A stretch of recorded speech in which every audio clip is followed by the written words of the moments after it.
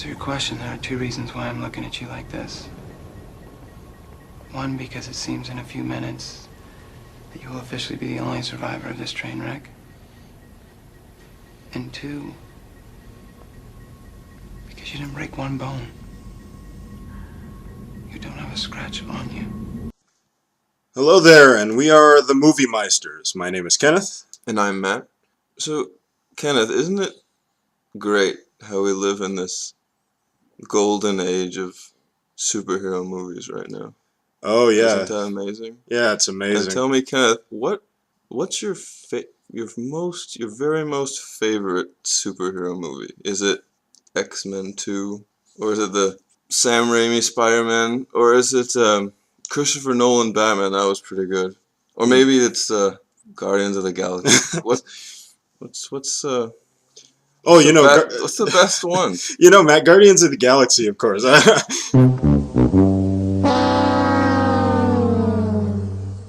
My favorite superhero movie is Unbreakable, Matt. It's one of my favorite movies, actually. But yes, we just watched Unbreakable, and I have a theory, Kenneth. Let me know what you think about this. This is forming in my head even as I say it. Unbreakable makes all other superhero movies look like worthless shit. That's not a stretch for me to imagine. If it's placed side by side with any superhero movie, pretty much, yes. So I don't know where to begin with this because it's many things, because it's a superhero origin story in one sense. It's an M. Night Shyamalan movie. Now, with most recently, it's either last year or the year before, Unbreakable has inadvertently become part of a cinematic universe with the movie Split, which we can talk about. But man, I've enjoyed this movie for a very long time, and the most realistic portrayal of what a superhero movie is. It's like if superheroes were to exist in the real world, this is what it would be like, and it would be unbelievable, but at the same time grounded in a strange way. It's so good. Like, the bare bones of it, if you had to write the plot down on paper, it would just be like, okay, generic superhero origin story. Right. But the thing you're not getting there is that it's just directed perfectly. Yes. It's so perfect. Yes. Yeah. It's perfect. It's perfect. Yes.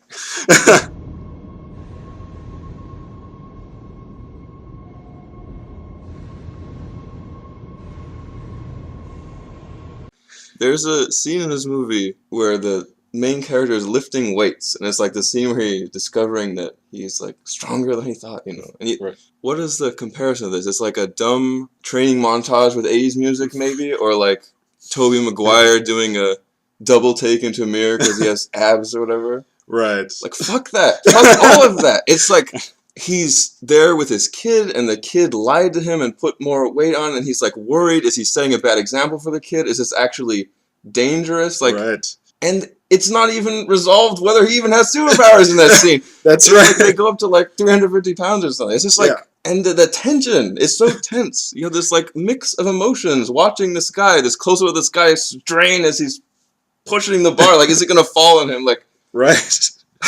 Like, I care about a man lifting weights. That's it. Yes. It's nuts. Yeah. Like, that's just a throwaway scene in any other movie. Yeah, right. And I love the way it was framed too, because you don't see, you hear he tells his son, okay, I want you to take off the weights because I can easily get injured, but the weights are kept perfectly out of frame, so you just hear him it sounds like he's taking the weights off, but he's actually adding more because it would sound exactly the same way. And there is a little bit of movie happening here where in real life you might notice that, oh, there's more weight here, but because of the way it's framed and the point of the scene. Right, so is that part of confirming that he is actually really strong, is that he didn't even notice that which way it went? Yeah, I mean, a lot of us, it's grounded in such a way where if you don't think about it, sometimes you can lift a little bit more than you realize, but it's also dangerous. And also at the same time, like, it's 350 pounds where it's a lot of weight, but at the same time, it's not like an obscene amount of weight. It's not like he's lifting a house or anything like that. It's grounded in just the perfect way where it's just, oh, I never lifted this much before. I didn't know I can do this. It's the belief of his son trying to confirm the theory of Samuel L. Jackson's character. And this is just a masterfully directed movie because there are so many shots where by the camera moving, you get part of the story revealed to you. For example, the orange man, the guy, the janitor who's revealed to be like a serial killer. It's revealed at a certain point that our main character, David Dunn, played by Bruce Willis, he has the ability to know if someone does something wrong. And he realizes that this janitor who's dressed in orange is a killer. And the camera just follows the janitor guy. And then all of a sudden, in frame, you see David standing there. It's like, oh, he's following him because it's just a big reveal there. And there are so many instances of that where the camera reveals exactly what you need to know. There's no dialogue in that solid, 10-minute sequence. And yeah, it's just great.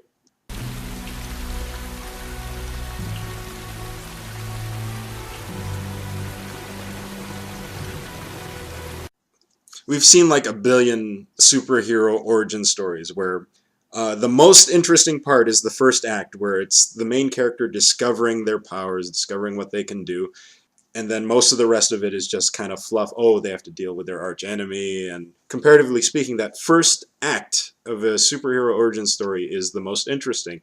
And what Unbreakable is just that first act. It stretches it out, but adds detail to it, where you're discovering along with our main character. And you're wondering at the same time, is he a superhuman or is he just a normal guy who happened to get lucky? I mean, that's the sort of the big thing, is that you're constantly wondering, and that's what drives the narrative. Yeah, you're not just wondering, it's just there's scenes of very profound tension where it really matters whether or not he has superpowers, and it's crazy. Yeah. The scale is so small. It's almost not even a super... You could argue that it isn't a superhero movie. Yeah, it could just be a drama about a guy trying to find his place. And the framing story for our main character is that he's depressed because he doesn't know his place in the world. And he's driving his wife and son away. The opening scene establishes perfectly exactly what he is. He's sitting there melancholy. He looks for a distraction. He puts his wedding ring away so that it's implied that he wants to have an affair, and just some way to distract him. And you see that just sad look on his face. He's trying to escape. And throughout the movie, as he discovers what he is, he gradually finds his place with his family, with himself. And this is just about the best way you can make a superhero type of movie. It's ridiculous that this isn't more recognized, honestly. Yeah, and it's just so grounded in just technical fundamentals of cinematography and stuff. There's a little microcosm of this movie where Samuel L. Jackson's character Elijah goes on a rant about how even though comics are trite and commercialized, pictograms and art and visual art forms that tell narratives have been art and history, and they're culturally valuable, and they are talking about something real, and you get the feel that's the thesis statement of this movie. It's right. Superhero movies are this dumb commercialized thing, but right. But look, there is something real here, and you can use the techniques of filmmaking to do something that is art. Yes. Right? Just paraphrase the characters, what all these Marvel movies and shit. What do you think, you're in a fucking toy store or something? This is a film. That's right. Well, that's what you see at a toy store.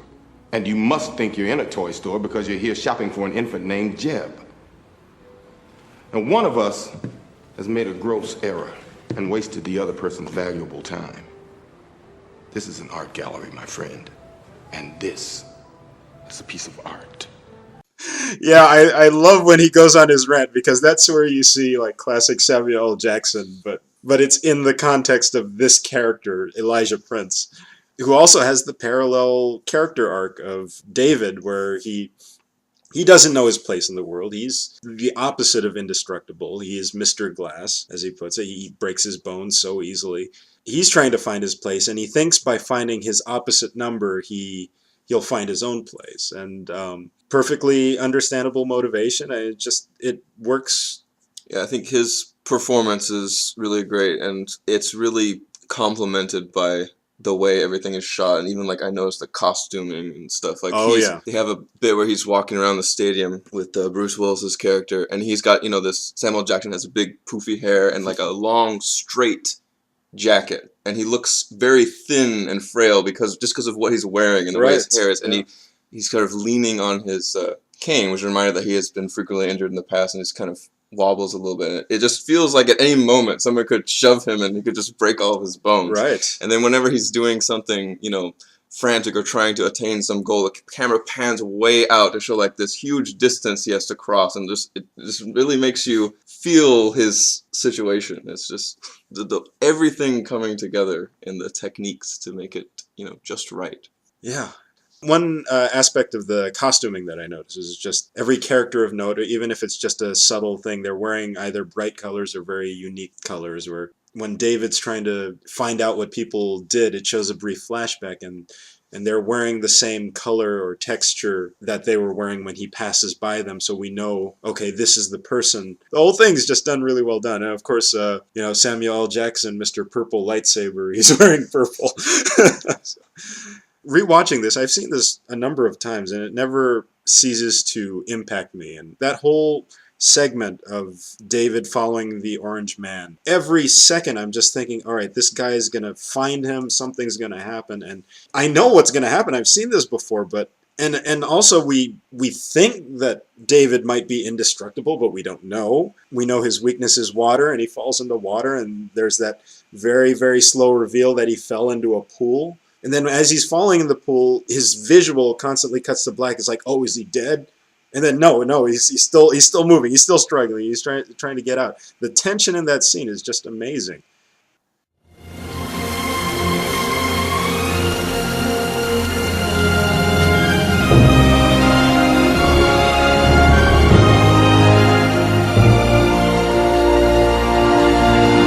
I mean, I feel like a fool because I kept telling myself, like, once that Heath Ledger Batman movie came out, I was like, oh, wow, finally superhero movies are going to be good from now on. So happy that there's this clever scene where, the Joker kills somebody and it makes you laugh. Oh, it's like, oh, you're doing what the villain wants. This one little thing. It's like, this whole movie is just like the clever scene from that movie. It's just, everything is just thought out so well. Right. I feel foolish now. How much did you take off?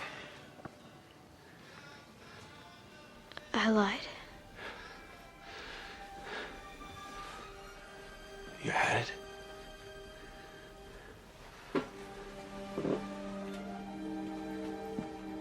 We have the writer-director M. Night Shyamalan. He made The Sixth Sense, he made this, and he made Signs, and those are all considered good in different ways. I mean, Signs has some unintentionally hilarious parts, and The Sixth Sense, you can watch that a couple times once you get the idea. It's still really good, but once you know what the twist is, it's a little different. But then he makes like a long series of crap, and then very recently he makes the movie Split, and it's considered a good movie, and it's not really a twist, but the ultimate reveal is that is sort of tied in with Unbreakable, and then ultimately they're going to have a final film, which is called Mr. Glass, where we have the characters of Unbreakable and Split, and a whole universe thing, and I don't know what to expect from that. I don't know if that's a good thing or a bad thing. It's a franchise now, but is it going to be the very things that it was condemning? And I have no idea what to expect from that. It's going to have Bruce Willis and Samuel L. Jackson. It's also going to have the main characters from Split. Just as a little bit of an aside, I saw Split and I thought it was a pretty good movie, but I don't know. I don't know what to make of it, honestly. They say this one has a surprise ending. Well, let me ask you this, Matt. So you haven't seen this movie before. What were you expecting? Did you know anything about this movie? I knew nothing about this movie. If you ever told me it was directed by M. Night Shyamalan, I must have forgotten, because I was surprised when his name came up at the end. I guess I think of him as, like, guy who writes dumb twists. Yeah. But I have to say, throughout the whole movie, on the technical merits of the directing, it's outstanding. So I apologize to M. Night Shyamalan. That's an interesting point. What did you think of the twist at the end? I mean, it feels like the logical conclusion, but how did you feel about that? It was really good. It is grounded in all of the character motivations and themes of the movie, and I feel like if you're really paying attention, you might have figured it out. Of course, I didn't, because that's not where the emotional focus of the movie is at that Right, point, which is, yeah. of course, a good way to get people not to guess something. Yeah, I mean, even right down to him being like an art dealer and therefore dressing fancy. I like that plays into the twist at the end. Like, it's just, I don't know, it's everything just seems to click. David, it's sort of stating what the final twist is going to be, but he has a conversation with Elijah's mother, who talks about there's the soldier villain who looks scary, and then there's the brain villain. Yeah, so even at that point, I was just like, where is this movie going? Because it can't have another act where there's like a supervillain, right? Like, and the whole time, it's just nuts for a superhero origin story. I didn't know where the movie was going. It's like, literally what is going to happen and what is this movie even going to be about? You're right, yeah. Which is nuts, because if you wrote it down in one sentence, it would be every superhero story. Exactly, yeah. I mean, with most superhero origin stories, this would only be like the first third or so of that movie, and that's, like I said, that's the most interesting part of it. It makes me wonder if there's a sequel to this, which there is going to be. Is that going to work? Is it going to work? It probably won't work the same way, but can it work? That's sort of my big question, because I like Split, but this stands on its own so well, and it's everything that you need from that concept or that genre. It's all encapsulated in this movie. Is that your dad? I bet my dad could beat up your dad. Yeah, there isn't too much to add. I was emotionally invested in all the characters, and they were developed pretty subtly. Like David's wife and son, it's not explicitly stated until later on in the movie, but you definitely get a sense of his distance from them, and they're trying to reconnect with him, especially after it seems like he could have died. Especially with his son, when he pulls the gun on his father because he wants to prove, oh no, you're invincible. I believe it. I really believe it. The stuff with the son is great because it answers that age-old question of why a superhero would need a secret identity when the villains are always like kidnapping their close relations anyway. Like, it doesn't fucking matter. But it's like, here is a perfectly logical reason why a superhero might want a secret identity, because it causes this like psychological problems with their family members, and it's just totally believable. Yeah, and I love at the end that he doesn't tell his wife, but he gives that newspaper article to his son, and it comes in from out of frame. After, I want to say, this is one part that took me a little bit out of the movie, was the orange juice commercial. After the orange juice commercial, we see the newspaper slide by, and it's revealed to his son, yes, I am a hero. Yes, but keep it quiet. Bruce Willis doesn't say a thing. He just puts his index finger to his mouth. That's it. That's all you need. Like, Bruce Willis is doing all like visual acting. Like, before he fights the Orange Man, we see these curtains and they're flowing in and out of frame, and we can make out just what we need to see. We see that he's in the room. We see that the woman who's been abused is tied up. That's all we need to see. He goes out on the balcony just to check, make sure the Orange Man isn't there, and then the reveal, the curtains move out of the way, the Orange Man's there, oh no, it's... Yeah, that was like technically marvelous to me. Every once in a while, the exact part in the curtains blow apart, which reveals where this person is, where that person is. Right. It gives you a little time-lapse progression without ever changing the shot, just having the curtains moving around. Yeah, so many great things. So my hope is that M. Night Shyamalan carries these concepts forward. Whether he's making a sequel to this or if he's coming up with something new, that he maintains that degree of, good cinematography and good visual storytelling, because that's great stuff. Pick a path, do the right thing. That's all I gotta say. My name is Kenneth. I'm Matt. And we are the Movie Meisters saying, Cinema is not a slice of life, but piece of cake. Thanks for watching. I believe comics are our last link to an ancient way of passing on history. The Egyptians drew on walls. Countries all over the world still pass on knowledge through pictorial forms. I believe comics are a form of history that someone somewhere felt or experienced. Then, of course, those experiences and that history got chewed up in the commercial machine, got jazzed up, made titillating cartoons for the sale rack.